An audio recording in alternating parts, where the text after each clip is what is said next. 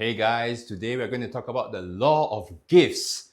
Now, the law of gifts under common law refers to the voluntary and intentional transfer of property from one person, known as the donor, to another person, known as the donee, without any expectation of something in return. For a gift to be legally valid, three key elements must be satisfied: intention, delivery, and acceptance. The donor must intend to make the gift, the property must be delivered to the donee, and the donee must accept it. These principles are quite straightforward when dealing with basic items like cash or personal belongings, but they can become more intricate when valuable property such as real estate or shares or cars is involved. In Singapore, these general principles of common law are observed, but formalities come into play depending on the nature of the property. For movable property such as cash, jewelry, or tangible items that don't require registration, a simple physical handover of the item, coupled with the donor's intention and the donee's acceptance, is sufficient for the transfer of ownership. However, for immovable property such as land, HDB, real estate, stricter formalities are required.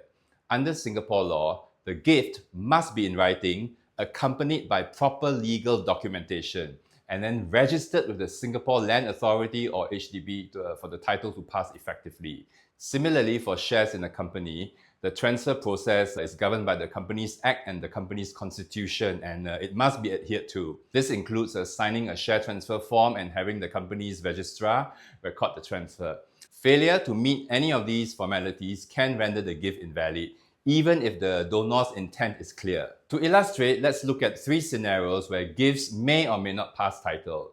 First, consider a grandmother who gives her granddaughter $1,000 in cash, saying, "This is for you." Here, the intention, delivery, and acceptance are all clear.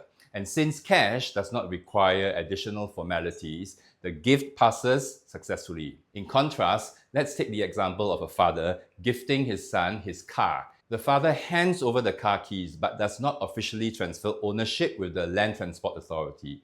While the intention and delivery exists, the failure to formalize the transfer means that legal title remains with the father.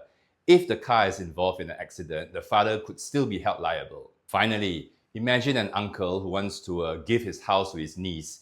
He drafts a letter stating that the house now belongs to her and even hands her the keys. However, without a legal transfer document and proper registration under the Land Titles Act, the gift is incomplete and the niece does not hold legal ownership of the house.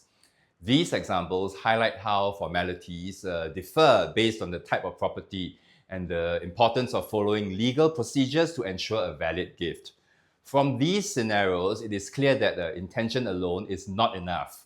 While gifts of lower value, such as cash or personal belongings, are easily transferred, high-value assets require compliance with legal formalities to protect both the donor and the donee. The law ensures that the donor's intent is clear and that there is no room for disputes or ambiguity, particularly in cases involving real estate, vehicles, or shares.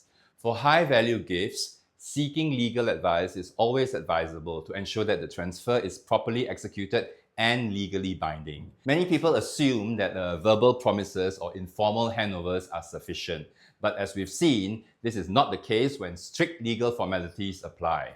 To conclude, the law of gifts under common law, as observed here in Singapore, strikes a balance between protecting the donor's intentions and ensuring clarity in ownership transfers. That's all for today, folks. Thank you for watching, and I'll see you in the next video.